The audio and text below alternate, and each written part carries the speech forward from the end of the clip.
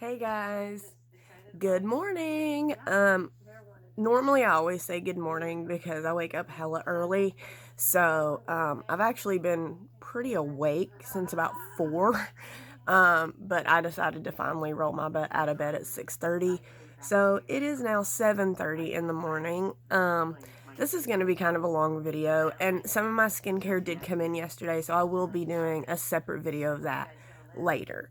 But this one, I kind of just wanted to talk, if that's okay with everybody. You don't have to listen. You can exit out of this video. Um, there's so much going on. And I know I look like I'm in the exact same clothes every day. I'm not. This is literally just like a little house robe. And this is just my nightshirt. And this is because my hair's dirty because it's early in the morning and I haven't showered yet. So, but why is my hair dirty? So let's start there. So I have depression and anxiety, and there's been other than COVID-19. There's been some things going on just with me personally in my life, and I just really haven't had much motivation for anything the past couple weeks. One issue in particular I'm very worried about, I cannot talk about. I'm sorry. I know that doesn't help you guys, but I mean I can't discuss it, but it has me worried. It has me really nervous. It has me scared. I'm scared. My whole life could change. My What I know of life, what I know that makes me happy could change, and that's scary. So, I don't handle stress and change very well, like at all. If you've watched my previous videos, you know I'm a recovering addict. So I got on drugs when I was like, I'd say I really started diving in at 15. By the time I was 16, I was shooting up. I was using IV drug use. And I did that in and out of treatment programs and active addiction. I did that about 15 years, y'all. Like, I mean, I was deep. I was deep in. Uh, four 4 years ago on March 4th, I decided to start my Suboxone program. They start you at 16 milligrams a day. That is 2 8 milligram tablets a day that you're supposed to take together in the morning. Um, I have slowly worked my way down all the way to one. I'm on one. I'm all the way down to one. The problem with being on one, though, let me tell you, is I'm not even showing up that I'm taking Suboxone in my drug screen. Like, it's so low in my system that it's not even appearing when I take my drug screens anymore. So, the doctor's point of view is, why are you still doing this? You don't need it. My point of view is, I'm scared to death. There's no if, ands, or buts or ways around it. Like, do I think that I could come off Suboxone and stay clean? Yes, I do. Yes, I do fully have faith in myself that I have the tools and that I'm just better mentally so that I don't relapse. The problem is the mental part. The mental part will get you before the physical part ever will. So, mentally, I'm scared if I drop that 1 milligram that I'm just gonna fall apart. Like, I'm gonna feel bad. I'm gonna go through withdrawal. I'm gonna be so sick, and it's just gonna be like, ugh, like, because I'm gonna want to use if I feel that way. The real factor of it is I probably won't feel that way because it's not even enough to be in my system for me to fail a drug screen for it. Not that it would be a fail, I'm legally prescribed it, but you know what I mean. It's not even showing up on my screens anymore. So physically, it's basically out of my body. Like, it really is. But mentally, I have needed We'll do it that way. I have needed this medication to help me achieve something. And now that it's touchable, it's tangible, I have achieved something.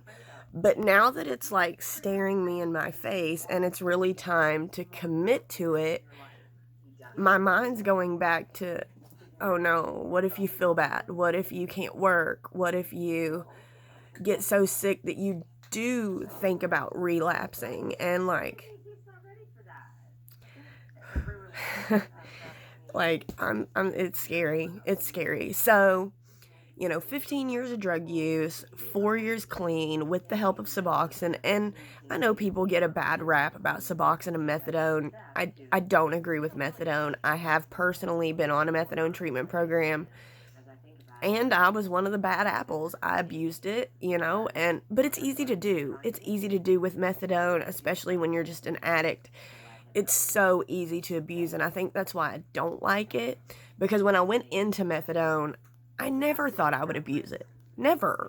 Ever, ever. I was like, yes, I want to get clean. This is a treatment program. I'm going to, pour my heart and soul into this. The problem is with methadone is they just want to take you up and up and up on your dose. There's really, they start you at 30, which if you're not a drug addict, think of literally the strongest drug they have in hospitals for pain. And you just walk in off the street and they hit you with 30 milligrams of that. Y'all. Okay, it's serious. It's serious. And they just keep taking you up. And you can go up to 150 milligrams. Do you all know how much that is? Like, oh my God, that's an insane amount of medicine for any one human being. Drug addict, pain management, it doesn't matter. That's a lot of effing drugs. That's a lot of methadone for one human being, especially me at 120 pounds. That it's just extreme. So Suboxone, they've kind of controlled it a little more. Suboxone fills up the receptors in your brain where the drugs used to make you happy. It fills those up, and then when you try to put drugs on top of it, it's already full. I had somebody explain it to me like there's little buckets. And the Suboxone fills up that dopamine, bucket that makes you happy. Suboxone fills that up. So then when you try to put drugs on top of it, if you're still trying to use drugs on your Suboxone, there's nothing left. It's already full. You can't overflow it. So if it's already full, you're not going to feel the effects of the other drugs. And you don't feel any effect off Suboxone either. You just feel normal, and I hate to say that, but it's true. I don't get a high off of my Suboxone. I don't feel any different from before I take it to after I take it to 2 hours after I take it. There's no switch in there, and there shouldn't be. There shouldn't be a switch in there. So I'm down to 1, but it's such a mental game. It's so hard, and just a little bit, just because I'm talking, I'm still living at home. I'm very late to the adulting game because of my addiction for so long. I never really learned those life skills that you need as an adult. So I still live at home. I'm still single, no kids, never been married. I do have a good career. I don't make a lot of money, but I have a solid career. I'm a certified CNA in Kentucky, so I can go to any nursing home or hospital and basically get a job off the bat. I've got the experience, I've got the certification, I made a good grade in my class, I got a B on the test. I did all right there. But because I was clean, I was on Suboxone, my counselor found this job and was like, this is perfect for you. You have to call. I called. It was to be a CNA at a retirement home. They give you 6 months to get your classes and your schooling done, because it can take 3 months to do your schooling depending on how fast paced you want to go. So they give you 6 months, and so I did that, and I ended up being there about 1.5 years. And then I moved to my mental health job, which I have now, and I love it. I can't believe it. My mom's a nurse, and I always swore growing up I would never enter the medical field, but here I am. It just fits my personality. You get to talk to a lot of people. You need to be able to talk to a lot of people. And I'm a talker. So, and especially in a nursing home where I first started, old people will talk to you about anything. Okay. They're just so happy that there's someone there willing to sit and spend time with them and communicate with them. And I heard some of the best stories. I had some of the best experiences. I met some of the nicest elderly people and some of the meanest, but I met some of the nicest, most wonderful people in that job. And I feel like it's kind of the same in mental health. It's definitely different. Well, I don't know. It's really not much different. I got beat up in the nursing home. I get beat up at work. Older people, Alzheimer's, dementia, they don't always know that you're there to help them, and they may haul off and hit your ass. And that's a normal thing. I don't want anybody to be scared or think I worked in a really bad place. I worked in a very prestigious, privately owned nursing home that was getting 100% on, state exams every year, state survey, 100%. You don't even hear about that. Like 100% every year. I mean, we did 2 years in a row, 100%. And I think the year before that was a 99. Like, okay, like I worked at a badass place. But as you old, same with mental health. Mental health, they're born that way. Elderly care, they grow into being that way. But with age, their memory starts to go. And I had a guy that, worked, he was a veteran. He did Vietnam. And I swear, I don't know, he didn't talk, but I swear I think that poor man lived there 24/7 here. And that breaks my heart, because he was such a nice man when you got those little glimpses. And that's what they are. That's what they are. And anybody that's wanting to go into the health field, especially elderly care, it's hard. It's emotionally hard. It's mentally hard. It's extremely physically hard. And mental health's the same way, any health field. But I will say, if you're a CNA or if you're going to be and you're struggling emotionally, grab onto those, and they're little. They're few and far between. Okay, I'm not going to lie. I'm not going to sugarcoat this. They're very few and far between. But when you do catch those little glimmers, I keep picking them, like I want to just pick them and keep them. Like, when you see those little glimmers of who they really are and they connect to you, or maybe they just look up and smile at you, they may go right back to beating your ass in the next minute.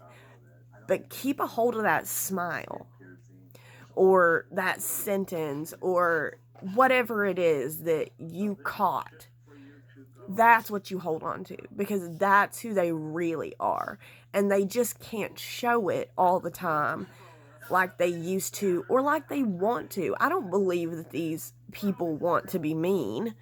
They don't want to be mean. They're just so confused and lost. And then you're coming in, you're flipping them, you're changing them, you're dressing them, you're taking them and throwing them in a shower. Like, they're so lost, y'all. Like, you got to keep the compassion. You got to keep the open heart, the non-judgmental, the always be kind. Always be kind. They don't know. They don't know that they're hurting you. They don't realize, or if they do realize they're hurting you, they don't realize it's you. In their mind, they're hurting someone that's hurt them in the past. They don't know it's you per se, and you could have worked there 5 years. It doesn't matter. You go in, you wake them up in the middle of the night to change them. They could be in God knows where here, okay? And then they open their eyes to you, just, whatever. And they're so confused, and they may start to fight you. And that is a very normal reaction. And you know what? It's okay. You learn to deal with it. You learn how, you learn who, and you learn when. And the longer you work with your patients, the better you'll know them and their experiences and their past. You'll learn a little family history. Some of the families come and visit sometimes, and you can talk to them some. Be like, where is this coming from? Why are they doing this? And they'll tell you. They'll tell you stories that just will absolutely break your heart.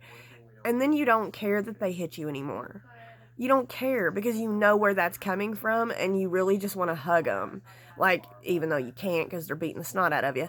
But, like, it comes from a place they're scared, and you now have to come from a place of love and compassion.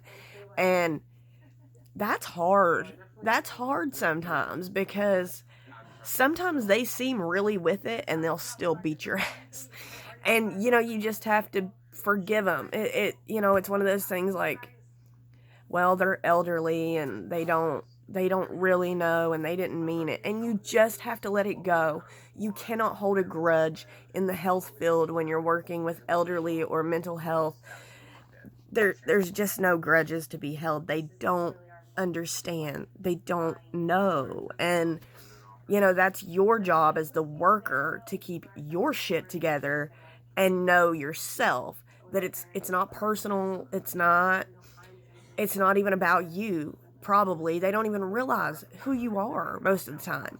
And that's where the compassion comes in, and you have to have compassion. And I think everyone needs compassion in this world. Have I always been the best person? No. I was a 15-year drug addict. I stole, I lied. I did what I had to do because the disease had taken me. It had taken me. And maybe that's why I'm a little more compassionate, because I know up here I was not the same Tara. The drugs change people. They do. And it's not permanent. It doesn't have to be permanent. So, if you're dealing with someone close to you that's in active addiction, God, I'm so sorry. And I know it's not easy. And I know it feels so personal and personally attacking. And it's not. It's not at all. If there was anything I could make people understand about addiction, sorry, my cat is jumping up again. If there's anything I can make people understand about addiction, it is so not purposeful. Nothing we do is purposeful to hurt someone we care about or someone we love. We're not doing this because we necessarily even want to. When you come to the point where it's actual addiction, you're not really in control so much anymore. And people forget that. People forget that a lot. And I feel like it's the same with, elder care or mental health. It's just a different line of work. And everyone should always approach people with kindness, compassion, empathy, an open heart, a non-judgmental mind. And just keep in mind, people are going through shit. People, minus the COVID-19, people are going through other shit, and they might not always be the most willing to be open-hearted. But that's where on your side of the coin, you can be. They may not be in the position where they're feeling so nice and kind and open-hearted. They may not be in that place. And that's okay. It's not okay if they hurt you or your feelings or anything, but it's okay if they're not there themselves. It's a journey to get there. And so, just keep in mind that, people are struggling with other very, very real things in life other than the seriousness of COVID-19. And I understand that that's serious, but I feel like that's kind of all anybody's focusing on. Nobody's focusing on the fact that other things happen in life too. Even during times like this, even more bad things can pile on. And I think we're kind of losing sight of that and only seeing like, oh, COVID-19, oh my God. Other things in the world are still going round and wrong. It's not... Yes, COVID-19 is very serious. They're actually wanting my mom to get tested. So, I'm worried about that too. It's a very serious thing. But I really just kind of wanted to make this video to get some things off my chest. And, if you don't know a lot about drug addiction, before you talk so down about it, before you judge addicts or people that help addicts or Suboxone treatments or any of the above, if you don't know a lot and you're just like, oh, drug addicts will do anything to get a fix and I'll shoot them in the head, educate yourself. Just even if it's just talking to someone that's been there. You don't have to go to Google and do a crap ton of research. why don't you just take 5 minutes? Because we all know someone that's been affected. All of us. Take 5 minutes, call them on the phone, and just get a little bit of insight. Just a little. Because I'm telling you, if you talk to a recovering addict or even an active addict, they'll tell you it's hell. They'll tell you they can't control what they're doing. They will make it very clear to you that it's not just as easy as a switch. You can't turn it on and off. It takes time. It takes patience. It takes love. It takes forgiveness. It takes so much forgiveness. And, just educate yourself before you just go out talking a whole bunch of smack about drug addicts. I'm a drug addict. I don't feel like I'm a bad person. I feel like I have a really good heart. I feel like I'm very caring. I feel like I listen very well to people. I talk a lot. But, if one of my friends comes to me with a problem, I'll sit and listen. I work in the health field, so I feel like, I'm compassionate. I'm empathetic, even if I've never been through it, I don't know. I feel like I have a pretty good heart. And I feel like I have a decent head on my shoulders, yeah, I'm late to the adulting game, but, I have common sense. I have a little bit of book smart, I know my stuff. And I feel like the stigma of being a drug addict, will follow me forever, and that's not fair. It's not fair. And I just wish people would educate themselves and really think about how it could be for us, how it could feel for us sometimes, and just be compassionate. And if you're thinking about becoming a CNA or working in the health field or anything, please do, but please take all of my talk to heart, because I meant it. It's real. It's very physically challenging, it's very mentally challenging, and it's very emotionally challenging. But we definitely need more people in the health field. So, if that sounds appealing to you and you need more details or anything, please feel free, reach out to me. I'm T Napier 6414 on Instagram, here, and Facebook, Tara E. Napier. But yeah, I just wanted to make this is kind of a long video, but I wanted to just make a video and just talk about some of the things that were on my mind. It takes hours to upload a video to YouTube from your phone. So even though this started at 7:30 this morning, it probably won't be up till later. And I will probably be doing a second video today on my skincare and stuff. So that'll probably be posted later tonight. I'm not sure. This was really just a rant. This was just me kind of telling you more about me and my thoughts and how I wish and I hope that people maybe start to stop and think, well, what do I know about addiction? What have I said about addicts? What have I thought about them in the past? Maybe I need a change of heart, or maybe I need to, educate myself more before I just blow smoke out my mouth, and, if you're wanting to work in the health field, just keep my warnings in mind, but man, is it a good job. It's a fulfilling job. It doesn't make you a lot of money, and that's the saddest part about it. We get paid like shit. There's just no, unless you want to go to school to be a real RN, we get paid like shit. But it's extremely rewarding work. So if you're not so much focused on the money side and being rich, but you're more focused on doing good and being a good person or a role model or helping others that are truly in need, that sounds like it should be up your alley. And you should totally try somewhere. My job, you don't even need to be a CNA. You can walk in off the street as long as you don't have a felony and get a job in my mental health work. So if anybody needs the details on that or anything, like I said, T Napier 6414 on Instagram, Tara E. Napier here and on Facebook. DM me. I'll try to answer everybody. I only have 12 subscribers, so it shouldn't be that hard. But I just wanted to come on here and I don't know, just kind of have a conversation with somebody. I've been in quarantine for like 3 weeks, so talking to you guys is about as much talking as I get to do. And that's really sad because I'm a big ass talker. So, anyways, subscribe to my channel. Make sure you check back in later. I should have a funner, more upbeat, normal video going up instead of one of me crying. I'm sorry. I just had a lot on my mind this morning and figured this was the best outlet for it. I get to kind of throw what's in my brain out there, which is always good. You want to get it out. I normally journal, but I've actually found this to be very therapeutic. So I just came home and I jumped right on and just kind of spilled my guts on what I was feeling and thinking.